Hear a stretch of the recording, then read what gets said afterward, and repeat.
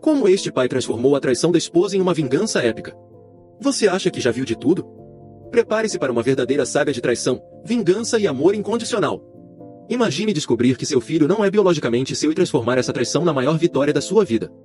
Fique até o final para descobrir como um pai destroçado virou o jogo contra seu maior inimigo e garantiu um futuro brilhante para seu filho. Esta é uma história que você não pode perder. Eu tenho 28 anos, e minha esposa 26, nos casamos há 3 anos e estamos juntos há 6 anos. Quando nos conhecemos, eu já estava no 3º ano de faculdade para um ramo especial de uma indústria muito produtiva, algo como o Exército dos Estados Unidos. Em resumo, o trabalho é o seguinte: você vai para um país diferente por alguns meses, faz alguns trabalhos realmente perigosos, recebe muito bem por isso, mas muito bem mesmo, e volta depois de alguns meses. No começo, eu iria ficar 6, 8 ou até 10 meses afastado para ser promovido mais rápido. A parte boa de tudo é que agora, ganho cerca de 4 anos de salário médio no meu país em apenas 3 meses. É um trabalho difícil, mas eu adoro isso. Minha esposa sempre me apoiou e eu sempre soube que é muito difícil para ela ter esse tipo de estilo de vida. Sempre tentei mimá-la e compensar o tempo que passei longe dela com toneladas de presentes e viagens a lugares exóticos. Há 2 anos, quando voltei para casa depois de um contrato estendido, pois tive que ficar quase mais 2 meses porque todos os voos e fronteiras foram fechados durante a Covid, mas recebi 20% a mais de salário extra durante esse período. Ela me disse que não aguentava mais ficar sozinha em casa e não tinha nada para fazer, perdeu o emprego durante a Covid e não quis mais trabalhar depois disso, o que eu apoiei totalmente porque queria que ela fosse feliz e dinheiro para nós. Não era problema. Eu fiquei petrificado e no começo acreditei que ela queria se separar. Aí ela continuou: eu te amo muito e quero que você me dê um bebê para que eu possa cuidar dele e ter um pouquinho de você quando você estiver fora cumprindo o seu contrato. Depois de 5 meses de trabalho duro sem nenhuma mulher num raio de 100 quilômetros, fazer um bebê foi feito muito rápido. E várias vezes só para ter certeza, se você sabe do que estou falando. Fiquei nervoso no primeiro mês porque sempre temíamos não conseguir ter um filho. Nos primeiros 4 anos não usamos nenhum tipo de proteção a não ser o método do coito interrompido e ela nunca engravidou. Mas depois de algumas semanas, ela me acorda com um longo beijo e um sorriso no rosto e depois me mostra o resultado do teste. Eu era o homem mais feliz do mundo. Tudo mudou, eu era homem, agora era pai, estava no topo do mundo. Eu ia com ela em todas as consultas médicas e durante o contrato eu pedia fotos do ultrassom em vez de fotos nuas. O parto não teve complicações e tudo correu maravilhosamente bem. Um mês depois, assino outro contrato para ganhar algum dinheiro que deveria cobrir todas as necessidades do nosso bebê. Foi quando no meio deste contrato, recebo uma mensagem da minha esposa que destruiu minha vida. O texto era curto e simples e eu nunca esquecerei aquelas 3 palavras que me deixaram na depressão mais profunda que já tive. A mensagem era essa: quero divórcio. Não entendi, tentei ligar para ela para saber o que aconteceu e nada. Depois de alguns dias conversando, ela disse: quero o divórcio para poder casar com o amor da minha vida. Já estava preparando minha mala porque fiz um pedido à minha empresa para que me mandasse de volta, pois se tratava de um caso de emergência. Quando cheguei em casa, o silêncio vazio foi a primeira coisa que me atingiu. As risadas, os barulhos do bebê, tudo havia sumido. O berço estava vazio, os armários dela estavam desocupados, e a ausência de qualquer nota ou explicação me deixou completamente perdido, sem entender o que estava acontecendo. A sensação de traição e desorientação tomou conta de mim enquanto andava pela casa deserta, tentando desesperadamente encontrar algum sinal do que tinha ocorrido. 2 semanas depois, eu estava no tribunal para resolver o divórcio. Cada dia parecia um borrão de incerteza e dor enquanto tentava entender como minha vida havia virado de cabeça para baixo tão rapidamente. Durante o processo, a verdade dolorosa emergiu: ela tinha um amante há mais de 4 anos. Descobrir que ela mantinha esse relacionamento secreto enquanto compartilhava uma vida comigo foi um golpe devastador. Pior ainda, ela planejava se casar com ele assim que o divórcio fosse finalizado. Essa revelação me atingiu como um soco no estômago, fazendo-me questionar cada momento dos últimos anos. O pensamento de que todo o nosso tempo juntos poderia ter sido uma mentira era insuportável. As leis no meu país são diferentes, então eu sabia que minha prioridade deveria ser contratar um bom advogado. Minha esposa, por outro lado, cometeu um grande erro ao decidir se representar sozinha na maioria das vezes, sem a assistência de um advogado. A ideia dela era a seguinte: eu sou mulher e ele nunca está em casa. Mas bem, mesmo que as leis geralmente favoreçam as mulheres no meu país, a traição é considerada uma quebra de contrato, ou seja, contrato de casamento. E ela ainda queria assumir a custódia total do nosso filho para que eu pudesse pagar a pensão alimentícia. Eu não podia deixar isso acontecer de maneira alguma. Conversei com meu advogado e um contador, e descobri que só precisaria pagar pensão alimentícia com base no meu salário base. Meus bônus de periculosidade, que são pelo risco de vida que corro e são exclusivamente meus, não estão incluídos na pensão. Além disso, como a empresa paga menos impostos sobre esses bônus, eles representam a maior parte da minha renda, enquanto meu salário base constitui apenas cerca de 10% do total. Quando ela descobriu que não receberia quase nada de pensão alimentícia, ofereci para ela a opção de assumir a custódia total da criança incluindo uma cláusula de não contato por parte dela, e eu ainda nunca pediria pensão alimentícia a ela. Ela concordou imediatamente. Basicamente, ela aceitou sair de nossas vidas como se não fôssemos nada. Inclusive logo após isso, alteramos a certidão de nascimento da criança, deixando meu nome como pai e um espaço em branco para a mãe. Ela desistiu de qualquer reivindicação sobre o bebê. Durante o julgamento, seu amante foi convidado a comparecer como testemunha. E o idiota concordou. Ele é uma versão AliExpress de Andrew Tate, um homem alfa que trata as mulheres mal, algo que parece excitá-la. Ele tem uma pequena empresa que gera uma renda considerável, embora seja menos da metade do que eu ganho. No entanto, ele está sempre em casa, o que ainda é considerado muito para o nosso país.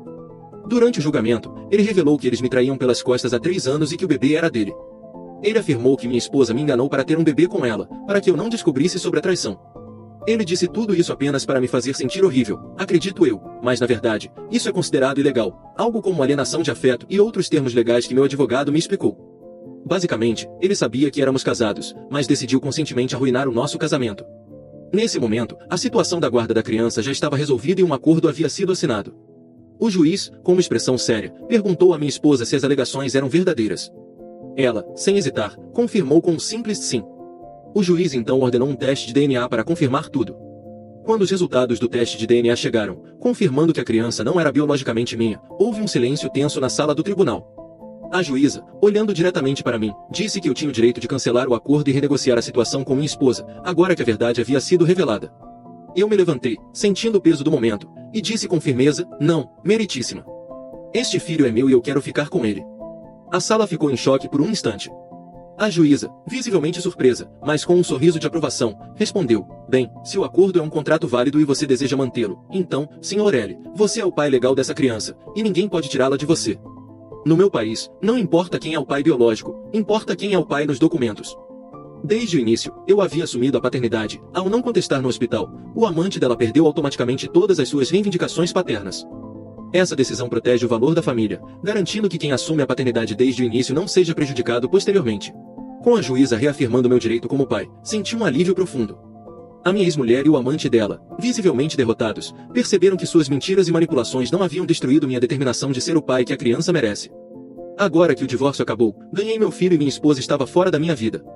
Após todo esse processo exaustivo e doloroso, a primeira coisa que fiz foi contratar 3 babás para trabalharem 8 horas por dia cada uma, para que meu filho tivesse alguém para ficar com ele 24 horas por dia, 7 dias por semana e eu tivesse tempo para preparar minha vingança. Eu iniciei tudo criando 2 empresas distintas, com a ajuda de um assistente online da Índia, que pode ser contratado por um custo relativamente baixo. Esse assistente realizou um trabalho excepcional, estabelecendo 2 empresas de alta qualidade para mim. A primeira delas era uma empresa de créditos industriais, especializada em fornecer empréstimos para empresas de ônibus a taxas mais acessíveis do que as oferecidas pelos bancos. Já a segunda empresa era uma réplica da minha antiga empresa, estrategicamente localizada na mesma cidade do amante da minha ex-mulher. Ambas foram criadas com um único cliente em mente, o amante da minha ex. Meu assistente iniciou uma campanha intensiva de marketing, direcionando inúmeros anúncios para ele, promovendo os serviços da minha empresa de crédito em diferentes plataformas online, como Google e Facebook. Eu tinha certeza de que ele entenderia que, se precisasse de financiamento, o meu negócio seria a melhor opção devido às taxas competitivas. Em seguida, lancei uma estratégia publicitária agressiva para a segunda empresa. No entanto, essa empresa era apenas uma fachada, composta por máquinas e um espaço alugado, com apenas uma funcionária, a faxineira. Sempre que alguém entrava em contato em busca dos serviços da empresa, éramos forçados a recusar devido à alta demanda, tudo forjado para esperarmos nosso cliente especial morder a isca. O ex-amante da minha esposa, que vamos chamar de D, tentou entrar em contato várias vezes e ficava furioso a cada rejeição, percebendo quão competitivo era o mercado. Então chegou o momento de armar a armadilha. Espalhei a notícia de que a minha empresa estava enfrentando problemas no país principal e supostamente precisava vender alguns equipamentos para obter lucro rápido. Essa foi a isca perfeita para ele. Ele começou a ligar e enviar e-mails interessados em comprar os equipamentos. Nossa resposta estratégica foi rápida e certeira. Somos uma empresa internacional, não podemos vender a marca, mas podemos vender alguns equipamentos. Embora fosse legal vender a empresa sem divulgar os dados contábeis, podíamos vender os equipamentos facilmente com um contrato simples.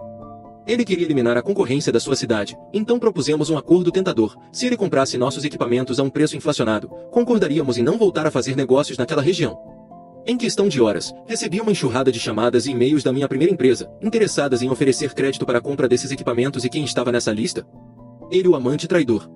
Eu sabia que ele estava desesperado por dinheiro, tendo gastado uma fortuna no seu futuro casamento com a minha ex-mulher. Enviei a ele um contrato engenhosamente elaborado. Com base na nossa avaliação, o equipamento valia menos do que o preço acordado, mas ele teria que nos fornecer a sua empresa como garantia. Além disso, ele não poderia vender nenhum equipamento ou peça da sua empresa até quitar totalmente a dívida. Se ele atrasasse os pagamentos por mais de 6 meses seguidos, assumiríamos o controle total da sua empresa.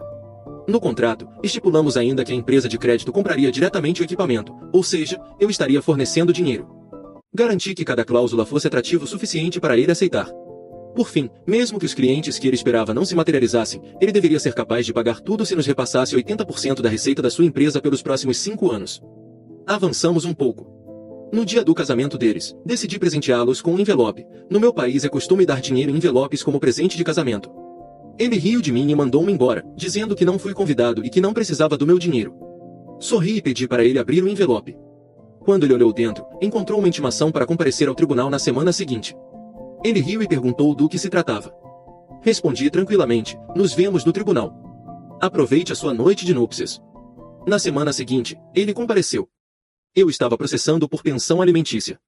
Como já mencionei, no meu país, se você sabe que tem um filho e se recusa a ir ao hospital para reconhecê-lo, você perde os direitos de paternidade, mas ainda é obrigado a pagar pensão alimentícia, com uma taxa ainda maior por tentar se esquivar da responsabilidade, algo como fugir da cena de um acidente de carro. Ele se recusou a pagar e tentou reivindicar a guarda do filho ou pelo menos a cocustódia, alegando ser o pai biológico e de sangue, entre outras coisas. Para mim, foi um alívio ver sua reação, pois eu queria prolongar o julgamento o máximo possível para esgotar seus recursos financeiros. No entanto, não precisei fazer isso. A juíza, ao revisar todas as declarações feitas por ele durante o processo de divórcio, encerrou o julgamento rapidamente e obrigou a me pagar 40% de sua renda, incluindo a da empresa, desde o nascimento da criança até que ela completasse a faculdade ou eu me casasse novamente. E adivinha quem não conseguiu pagar? E quem agora ostenta o controle absoluto da empresa? Eu, o novo dono do jogo. Foi uma vitória espetacular. Não apenas eu consegui justiça para mim e para o meu filho, mas também virei o jogo contra ele de uma forma que nem ele poderia prever. O que começou como uma traição dolorosa transformou-se em uma reviravolta épica em que eu saí por cima, com a guarda do meu filho, a posse da empresa dele e a segurança financeira garantida para o futuro. E tudo isso foi conquistado com astúcia, estratégia e um pouco de paciência. A vida pode ter suas reviravoltas surpreendentes, e eu provei que, com determinação e inteligência, podemos superar até mesmo as adversidades mais difíceis. Esta é a minha história de resiliência, justiça e triunfo sobre a adversidade. Agora eu não trabalho mais, apenas administro a empresa dele e passo quase todo o meu tempo com meu filho. A atualização. Muita gente me perguntou sobre a criança e o fato de não ser pai biológico. Respondi alguns comentários, mas quero colocar essa resposta aqui para que as pessoas parem de perguntar. Não pretendo esconder ao meu filho que não sou o pai biológico. Como eu disse em um comentário anterior, falaremos sobre isso quando chegar a hora do ensino médio, talvez ou por volta dessa idade. Até então, tentarei ser o melhor amigo e figura paterna que posso ser e, se meu filho decidir ir morar com o pai biológico, então não terei nenhuma objeção. Decidi criar um vínculo. Sim, porque preciso dessa criança mais do que você imagina. Depois de tudo o que aconteceu, não quero mais um relacionamento e estou muito melhor sozinho. Além disso, sendo financeiramente livre e tendo alcançado todas as minhas metas, sinto que agora meu propósito na vida é cuidar e estar presente para meu filho. E sobre a estatística, sim, as estatísticas não mentem. E eu puni a fraude de paternidade. Mas eu castiguei o idiota que fez isso, não a criança inocente. Eu o assedio todos os meses se ele atrasar um dia na pensão alimentícia e eu tenho um advogado no dia do pagamento só para mexer com ele e assustá-lo com outra chamada ao tribunal. Eu não dou a mínima para esse homem e blá blá blá, eu cuido de mim e do meu filho e outras pessoas não são da minha conta. Se você é tão inseguro que acha que devo punir meu filho para que as mulheres tenham medo de traí-lo, então talvez você seja o problema. Se gostaram dessa história, não se esqueçam de curtir, compartilhar e se inscrever no canal para mais histórias incríveis do Reddit. Até a próxima!